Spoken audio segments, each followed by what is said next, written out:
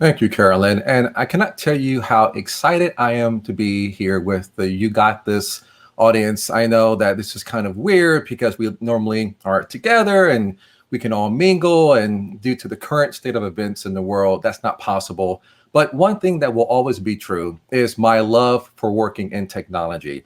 Like Carolyn said, I've worked in technology for 20 plus years, and there's just something awesome about building software. And one thing that's really cool about building software is that things always change. There's always some framework or some new API or some way to even test code that helps us stay on our toes and we have to always grow and develop.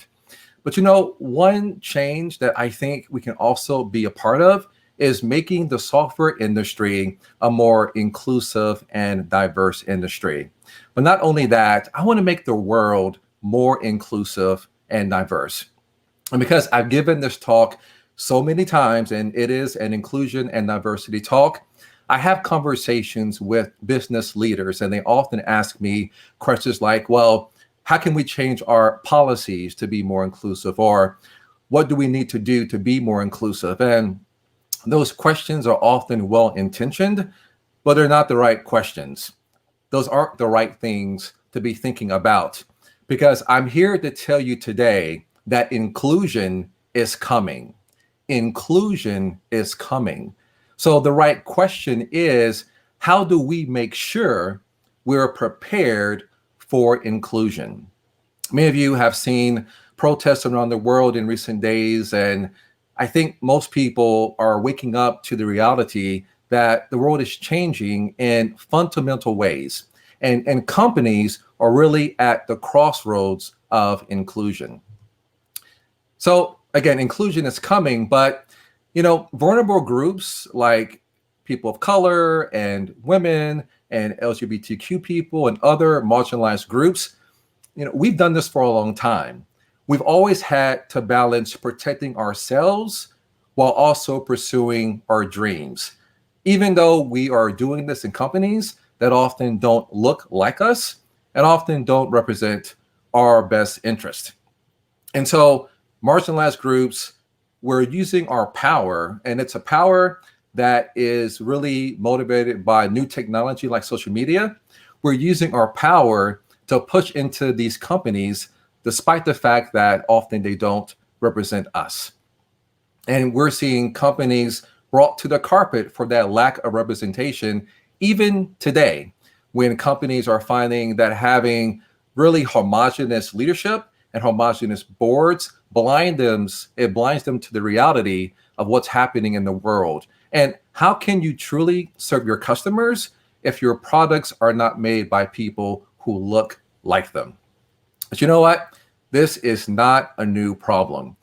Several years ago, there was a television show that had a really popular fan base, and an actor on the show, he had a dilemma.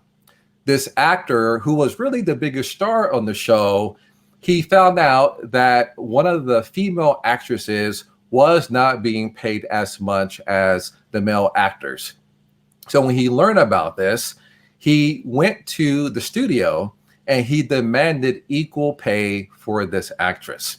And because he was one of the biggest stars of the show, he was successful. The actress got the pay that she deserved. The show was Star Trek. The actor was Leonard Nimoy, who, of course, played Spock. And the actress was Nichelle Nichols, who played Uhura.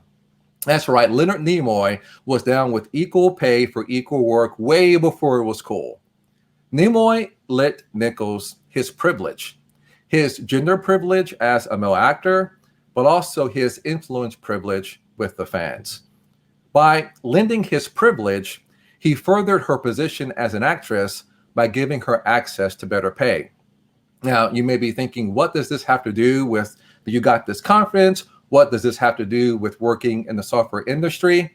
Well, we're all going through a shift where vulnerable groups, like I said before, are using our power to advance change. And we're not waiting for allies.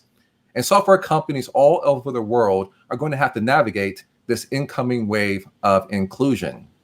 And also, the dangers of a non-inclusive software industry are more apparent than ever right? We're building artificial intelligence that's going to be more and more powerful and can be possibly used to be weaponized against countries, used to change elections. Having a diverse workforce with the benefit of different perspectives will be critical to managing the ever-growing power of software. Now, I believe that Leonard Nimoy provided a model for how we can address this problem. Notice that Nimoy didn't wait for the studio to create a diversity program or a fair pay salary program. No, Nimoy acted based on his belief in what was right. He lent his privilege to a fellow artist to help her participate in the financial privileges that he had simply because of his gender privilege. You know what? I think that there are a lot of Leonard Nimoys watching me right now. And I think that there are other ways to lend privilege to create a more diverse and a more inclusive global industry. And I think that Leonard Nimoy saw way back then what we are beginning to realize today. Diverse opinions and voices are simply good for business. Now, I typically have a few slides for the data nerds out there who like to hear research and white papers, but I'm just going to put this here. The World Economic Forum has just stated what we've known for a long time, and that is just the business case for diversity in business is overwhelming. There's really no debate. Diversity and inclusion are good for business. If you unlock this power, your company will do better. And I think that if you don't believe that, you can just Google it yourself. And I think that if you're still not convinced, then I really don't think there's anything I can do to prove otherwise. Now, I've been using the terms diversity and inclusion interchangeably, but we need to distinguish those definitions. Diversity and inclusion are linked, but they are not the same. So let me talk about diversity, right? So let's say you're throwing a party. Diversity is sending invitations. You may include your college friends, maybe a few people from even high school, maybe a few people from work. You know, it's really easy. You're just inviting people to your party. Inclusion goes further than diversity. Inclusion means that the people who drove a lot farther to get there, you're really nice to those people. It means that if there are people who don't drink alcohol, then you provide non-alcoholic beverages for them to consume. Inclusion requires empathy. Diversity, you just need a stamp. And while software companies are trying to help our industry become inclusive, while they're trying to ride this current wave of openness and intent on really solving a lot of the injustices that have formed our society, particularly in the United States, but I know over the world, you know, companies have been trying to lead here, but I think we can't rely on them. It's far too easy for companies to play the HR and the marketing games and try to run the numbers and really not do any action, not affect any change. I really believe that if we're going to make technology a more inclusive and diverse industry, it's going to take a grassroots movement. We're going to have to mobilize a lot of Leonard Nimoys throughout our industry. Now, the cool thing about working in software is that most of us know about open source software. And if you know open source software, then you really already understand grassroots movements. One of the first books on open source software was written by Eric S. Raymond, called The Cathedral and the Bazaar. And it was written because Raymond had just experienced the miracle of Linux. Now, most of you are way too young to remember how Linux was just really controversial. It was this wild project where everyone could take this complicated kernel and do the work of making it into an actually functioning operating system. And it worked. And so Raymond began to take the principles of open source software that he learned from seeing Linux, and he applied it to his own projects. And he began to distill the lessons from those projects into this book. Now, Raymond linked closed source software development done by companies at the time like Microsoft and Apple to a cathedral where there's centralized command and control. But then he contrasted that with open source software where power was distributed evenly among multiple contributors. And he called the open source movement this bazaar, right? This loud, babbling, boisterous bazaar where everyone shared power. And spoiler alert, the open source model produced better results. Now, the lesson that most people take from the cathedral and the bazaar is this one, and that is given enough eyeballs, all bugs are shallow. And if you actually read the book, you see this more defined version of that. And I'm just going to read this. But given a large enough beta tester and co-developer base, almost every problem will be characterized quickly and the fix obvious to someone. Now, this is written in kind of decades old terminology. And I think Eric S. Raymond may not agree with me, but he's really making a statement about inclusion. What he's saying is that as the size of the people working on software grows, our ability to solve problems also grows. And what's innovation other than the ability to solve problems?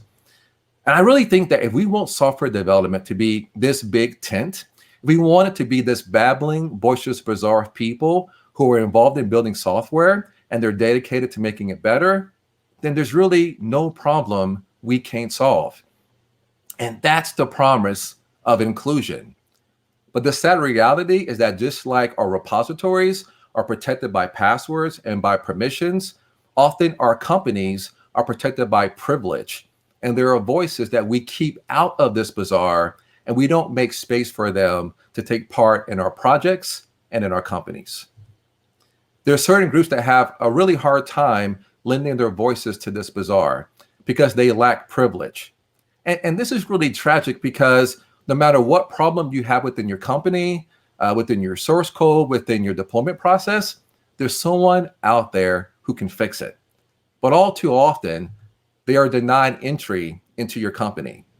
Now, to understand how this works and what we can all do to make things better, we have to understand privilege. But before we do that, it's really important that we understand what privilege is not. Privilege doesn't mean that you've had it easy. It doesn't mean that you haven't worked hard. In fact, just to use an example and a metaphor, let's say you're riding your bike up a hill, right? You're pedaling hard. Maybe it's hot. You're sweating. You're getting a cramp in your right leg. You know, you're working hard trying to get up that hill. But there are other people trying to get up that same hill, but they have obstacles that you can't even see, obstacles that you're not even aware of. And your privilege not only allows you to not worry about those obstacles, it also gives you benefits. The benefit of not being pulled over by a police officer and wondering if the color of your skin will make this the last drive that you'll ever make. The benefit of being seen at a bar with someone you love and being seen by a coworker and wondering if your fellow colleagues will think less of you. Or the benefit of not wondering if your hearing aid malfunctions and then someone sees you as possibly a risk to the DevOps team. Or the benefit of not having to change your clothes multiple times in the morning before you go into work when we used to be able to go into work.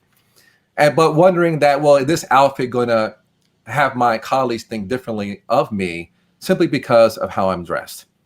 And really that last example shows how women in technology often have to hire to fill two roles. There's the role that they were hired for. Maybe it's to be a developer or an architect or a tester.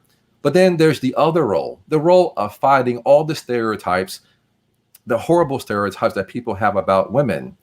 And that second role, it's exhausting. And why don't we just empower women to just do the work that they can do so well without the burden of sexism and misogyny? Well, I think that lending privilege can help do this. So now that we know what privilege is, let's get a good definition of privilege. Privilege is simply access to benefits based on traits that you possess. Those benefits could be the benefit of working or living in a safe neighborhood, going to a great school, getting a great job, getting promoted, getting access to wealth. But now there's one problem that most people have with understanding privilege, and that's the fact that we tend to notice people who have more privilege than we do, but we don't notice when we have more privilege than others do. And I call this phenomena the airplane effect. Now, most of you have flown on an airplane before, and we've all gotten onto the plane. And let's say that our assigned seat is in aisle 42. And so we're walking through business class, right? Aisles 1, 2, 3, and you see all these people in these big, comfortable chairs, and they have all this leg room. And then while you're walking by, you hear the flight attendant offer them nice adult beverages. And, you just don't like those people because, man, they're just at the front of the plane and they get all these benefits of being in that high class of service. And so, but, you're all the way back in the slum of row 42. So you're sitting in row 42 and you're beginning to question your life decisions as you peer ahead into business class. But you know what?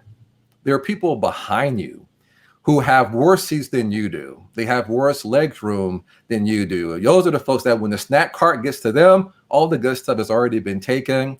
And they're also sitting next to the bathrooms that really get cleaned maybe once every 100 flights. So they have a much worse experience than you do. And you know what? That's how privilege works. Often you see how good other people have it, but you don't even notice the people who will love to have the position that you take for granted. And I give this talk because I really want to change that. Let's realize our privileges so that we can all get access to a seat at the table. Now, there are two categories of privilege. There's your birth privilege, and that's what the two people who made you gave you. That's your gender, your base level of physical capability, and really most of the features that we use to discriminate against. But then there are what I call your selected privileges. And those are things that you gain as you grow. That might be your religion or your education or your chosen career. These are also the things that if you have access to a trust fund, it's really a lot easier to make the journey through selected privileges easier to navigate for those people who have access to wealth like that.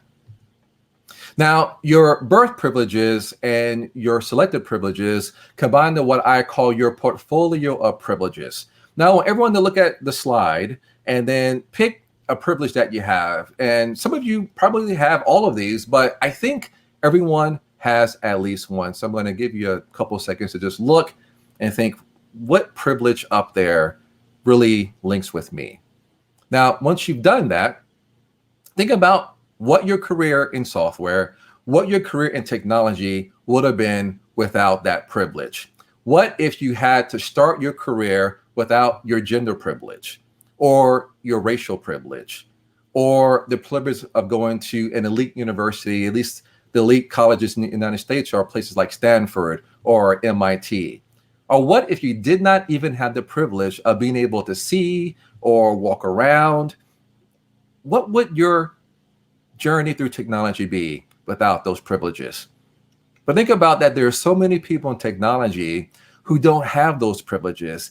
Many of them work right next to you at your company, and they have to navigate a world where they are less privileged, and they have to do that navigation at a significant disadvantage. I really think that you can remove a lot of these disadvantages by lending your privilege. Now, I'm going to illustrate 3 types of privilege lending. I'm going to use the example of 3 women. Now, these are real women, but I'm going to give them made up names. Let's say that their names are B on the left, L in the middle, and M on the right. And so for each illustration of privilege, I'm going to define it. I'm going to give an example that I hope everyone can understand how it works. But then I'm going to help you understand how you at your company and even just in your personal life can lend your privilege. So the first type of privilege is what I call credibility lending. And that's providing visibility to someone without privilege. That's what credibility lending is. You're providing visibility to people who lack privilege. Now, I have the fortune of knowing many people in the LGBTQ community, and they share with me how they often feel restricted in tech because we are a heteronormative industry. But I think that by lending privilege, we can really empower all the wonderful people who want to work in this industry to fully bring their value to the work that we do.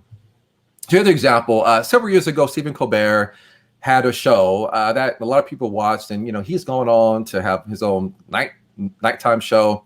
But this show was very popular, and so he invited DeRay McKesson, a very popular and well-known Black activist, to his show. But if you notice, DeRay is in the host chair, right? Colbert switched seats with DeRay, and he gave DeRay the power of his platform. He raised DeRay's profile to give him a higher ability to be visible in the work that he was doing. That's how credibility lending works. So how can you lend credibility in your company? Well, here's B. And you know what? B was the person who really created that killer feature in your next release. And she did it in like 3 sprints, and people thought it was going to take 8 sprints, and everyone was amazed that she was able to get that feature done. But you know what? No one on the executive team even knows her name. In fact, some people think that because she works late at night so much that she's part of the cleaning crew, because that's the only time when people like her show up at work. And so what you can do is, if you have those regular meetings with executive teams, or if you have those regular interactions, why not the next time you have a presentation to give to that team, bring B along, give her a few slides, maybe even give her the whole presentation, give her a chance to let her light shine, give her an opportunity to show the value she's bringing to the company, to the people who have power at your company. Also, a lot of companies have these awards that you can nominate people for, and then those people get some kind of prize. Well, why not nominate B for the great work that she's already doing? All right, that's credibility lending. All right, access lending is the next type of privilege lending, and that's providing entry for someone without privilege.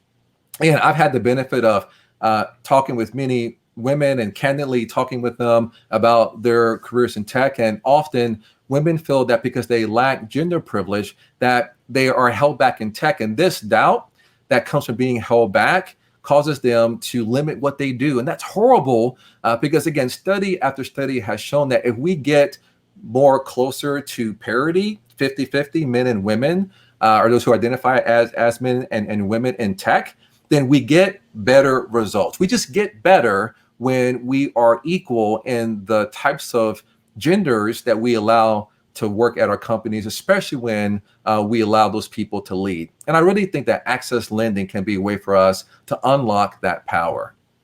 Now, here's the example. In 2018, Octavia Spencer, the lady on the left, who is like an Academy Award level actress, she was starting to shoot a movie.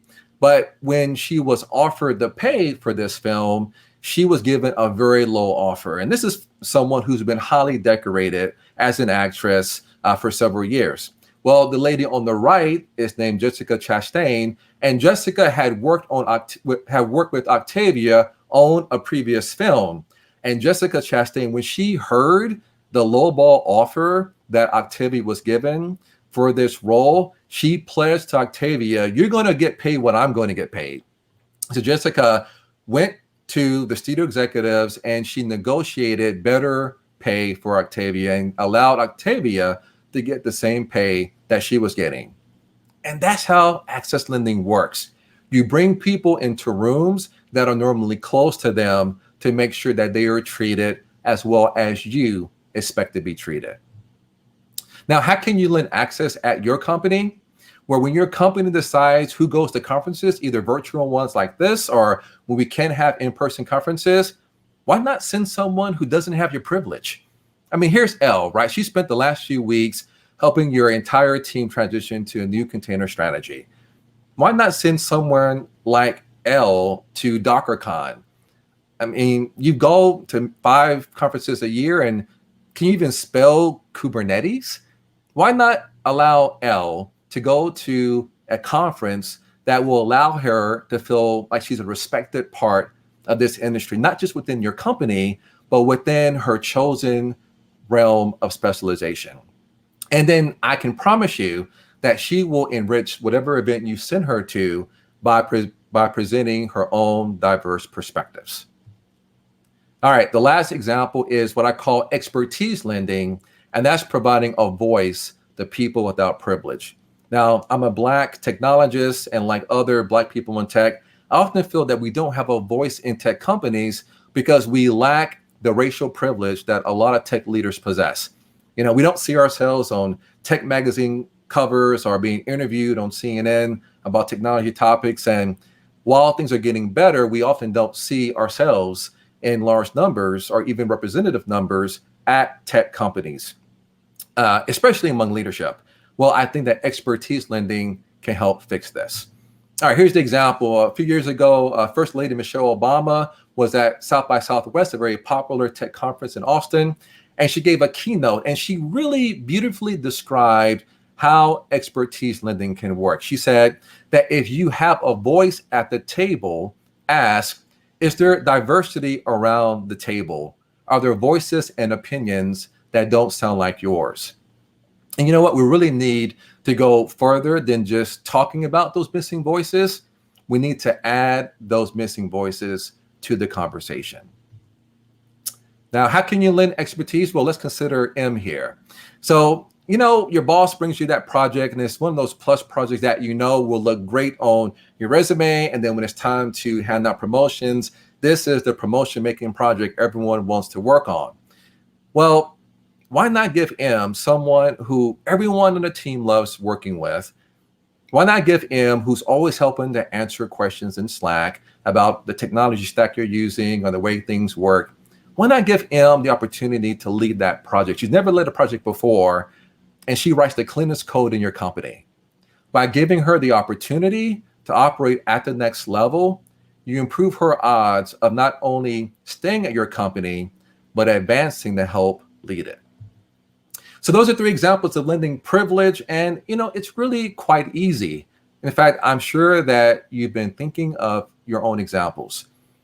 And I want to be clear that lending privilege isn't a silver bullet. It's not like you do it once or twice and it's done.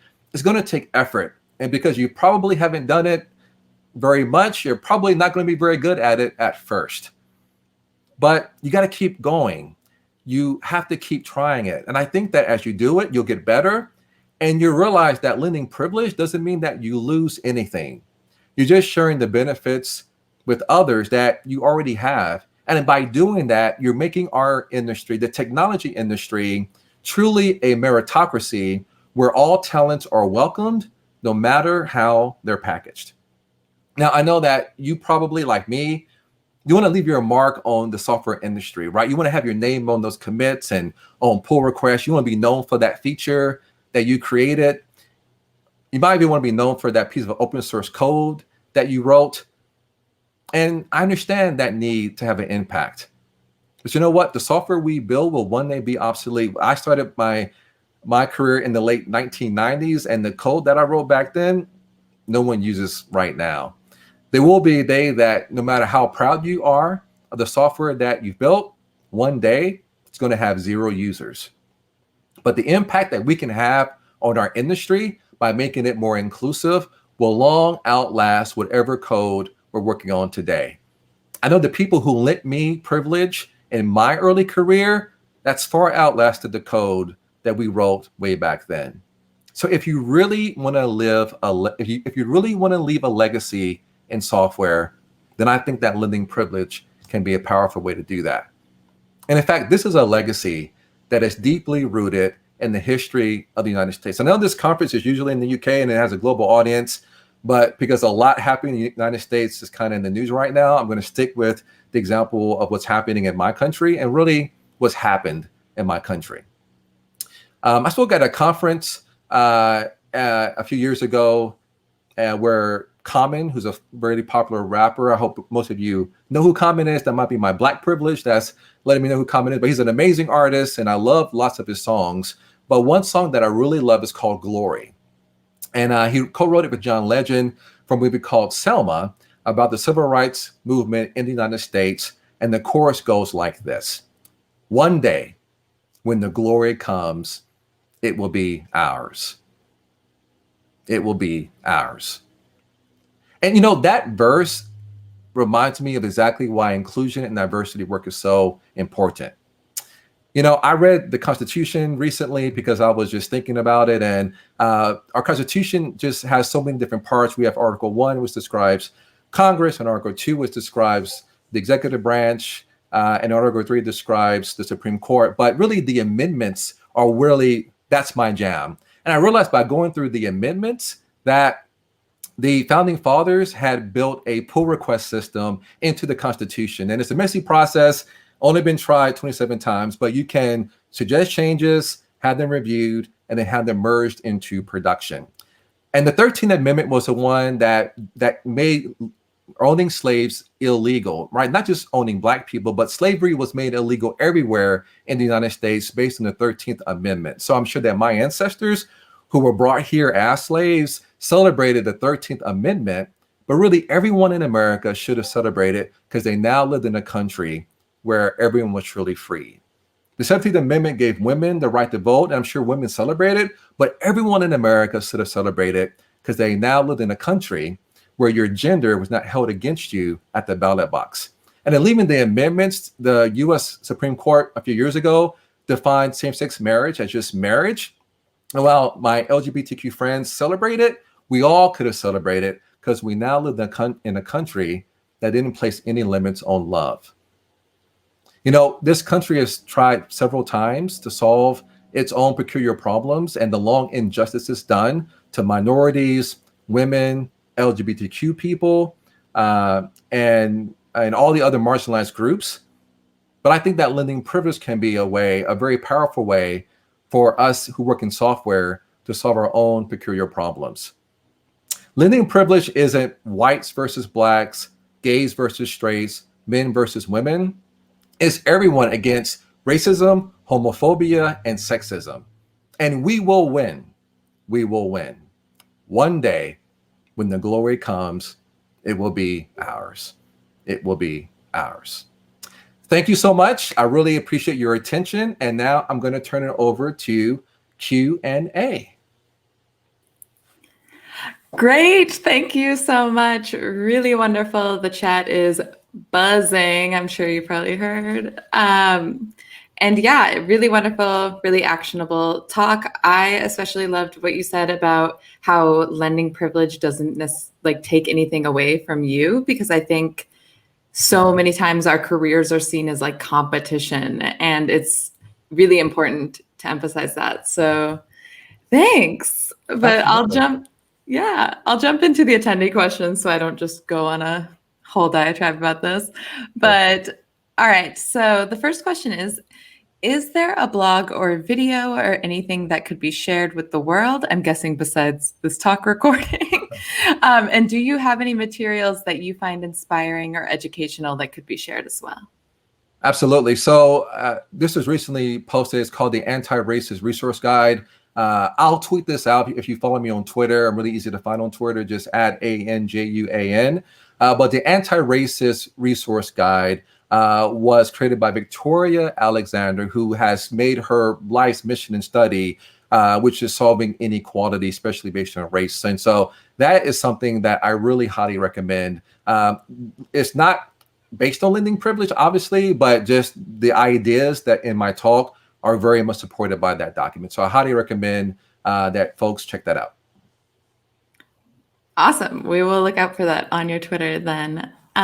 So the next question is, should I ask for permission before lending my privilege? Should I actively be mentioning to them that I'd like to help them? Some people might be offended since they might think that we're looking down on them.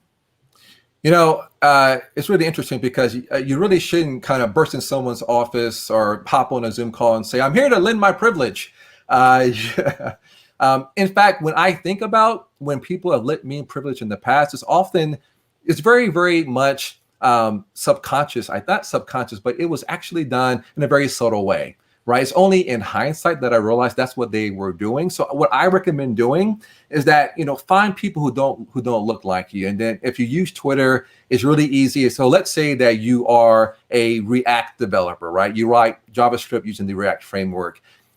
And most of the people who you probably follow in React probably look like you. Find people who don't look like you, don't share your race, your gender, and any other measure. And then slowly by doing so, and then silently just follow them, you'll find that they're really just like you, and that all these differences that we have are really made up. And then by doing that, you'll find how you can help them, because often as a underrepresented person or a member of an underrepresented group, I need the same help that you probably need it, right? And so you'll find ways that you can naturally engage. So I would say that once you learn that, either through Twitter or in person, you'll find ways to help. And you don't have to call it, I'm lending you my privilege. You can just be a good human. And I think that's probably the best way to proceed.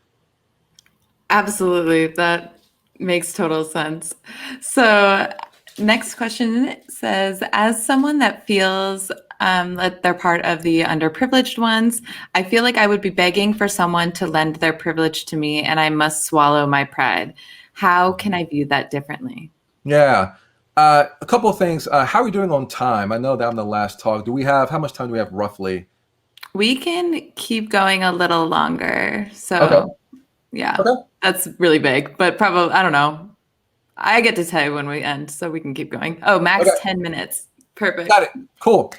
So I'll use that to kind of navigate my answers to questions. So as someone who lacks a lot of privilege, I would say don't let your pride get you down. I think that the current unrest in the United States due to the murder of George Floyd by a police officer while Floyd was unarmed and in custody has shown that there's just a lot of problems that, at least in America, that we have with race, and my friends from around the world have also said, I think people are understanding that there are different levels of privilege, of access, of really power that are given to people based on their race, their gender, etc. So I think the good things that people aren't people are no longer being so blind to that. I would say you don't have to beg anyone to lend them. You don't have to beg people to lend their privilege to you. Just go about doing the work that you're doing and do it loud and do it proud. And I think that you'll find that people will be drawn to that if you're doing something at a high level and doing it excellent, and also just living your own truth, and then being, I think, honest. And then we have these great platforms to how your lack of privilege affects your daily life. I think you'll see people empathize with that. And then I think you'll see people materialize who will be there to support you. So no begging required, just living at a high level that I'm sure you already are. I love that. That's amazing. So, all right. Next question is, what's the best way to ask someone to lend you their it says permission, but I'm guessing it means to lend you their permission, privilege? I don't know. How can you tell if someone would be willing to help in a situation when you're facing bias? Yeah, I think that, like I said before, I don't know if you need to ask someone to lend their privilege to you. I think that if you're going about your life and then following your passions and then doing it at a high level, I think that you will find people who will do that. I think the second part of that question, which is to tell someone will be willing to help. Actually, let me change my answer. Actually, I thought about that. I think that the best thing that you can do is, and I'm assuming that you're trying to do something, right? And to give the example at work, let's say you've been trying to work on this project and you haven't gotten any support. I think that it's very important that you understand how humans work. And I think that part of being a professional, and most of us work in companies that have a hierarchy, is understand how networks work. And then as you're doing your work, you want to begin building your network. And the old adage of don't wait until you're thirsty to dig your well, right? Dig your well before you're thirsty. Build your network before you need it. And I think that just by humanizing yourself and then making yourself visible to people who have power, and often privilege does work along levels of power, just by talking about them and knowing their life story, knowing the partner's name and what they care about and what they do for fun, and then sharing that part of you with them, I think you're actually find that you'll find common ground. And then people typically, and this is probably subconsciously, we help people who are like us, even though you may not have the same race or the same gender as that person, by humanizing yourself and then also doing your work at a high level, you'll begin to draw people lending their privilege to you. So I think that's one way to do that. It's kind of a complicated answer, but I hope all that makes sense. Does that make sense, Carolyn? I think it made sense, but we can always, like, if it didn't make sense to whoever, I don't see the names of whoever asked it, but we can also continue it in the diversity, accessibility, and inclusion channel. We have one last question. Sorry, we have one last question, and it is: how would you recommend opening doors of a workplace where it's heavily biased in the people they've hired, but now have realized the importance to welcome inclusion? Yeah, this is unfortunately a very common challenge, only because companies are usually built by a group of people who are homogenous in a lot of ways, and then they hire people who are very much like them, right? We tend to hire people who are like us. And I think that a lot of companies, especially in light of current events, are becoming aware that, wow, we really have a leadership group that is the same. And it really shouldn't be surprising that when you have the same people, you get the same answers, you get the same solutions. If you want to have innovation, you probably need to have different faces, different voices, different points of views. And so I think companies are waking up to that. I think that you have to, one, help them understand how they got there, that they probably hired people who they knew. And, we always talk about hiring the best people. And while that's a good idea and companies think that they hire the best people, but you normally hire the people who you know. And you probably don't know all the best people. And so I think helping them understand that. But I think that one concrete thing that I can say in the time that we have is, if you want to have different outcomes in the makeup of your company and the gender mix and the racial mix and all these different ways, you have to change where you look for talent. You probably have to reach out to different organizations, and there's women in engineering groups, there's blacks in technology groups, and then you have to do the work of reaching out to those pools. And I really believe that if you do that, you'll get better results. A big kind of counter argument that people have to when I tell them you really need to diversify your hiring pool is, we don't want to lower the bar. And I don't know why people link hiring more diverse people with lowering the bar.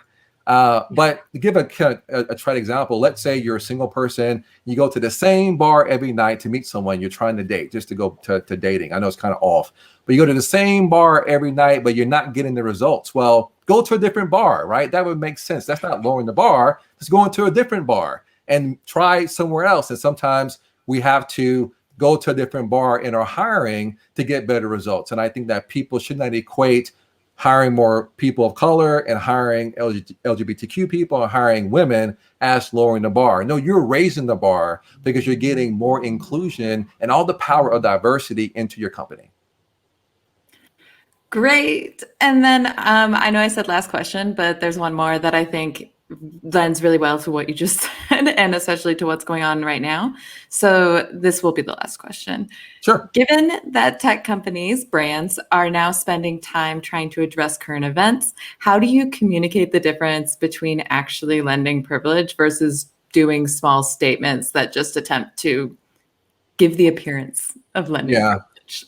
And we're seeing a lot of virtue signaling by companies right now. And there's a lot of very temporary shows of support. It's very easy to say Black Lives Matter on Twitter, or to write that phrase on your company's, building.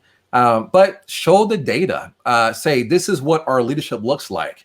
How many men, how many women, how many straight, how many trans, how many LGBTQ, how many blacks, how many whites, how many Asians. Show your work, and then commit to showing that work on a regular basis and what you're doing to make those numbers change. I think that if you really want to get down to brass tacks, if you really want to show that you're serious, you got to show the work. You have to commit to doing actions to make those numbers truly representative, and to show that you're lending the privilege within your company to the people who really need it the most. Absolutely. That was a great note to end on. Thank you so much, Anjuan, for taking the time today. Really appreciate it. And I hope we can continue this discussion over the diversity, accessibility, and inclusion channel, because I'm sure there will be a lot more to talk about. Absolutely. I'll be hopping over there, and so you'll find me there. And obviously, if you want to follow me on Twitter and continue this discussion, happy to engage there as well.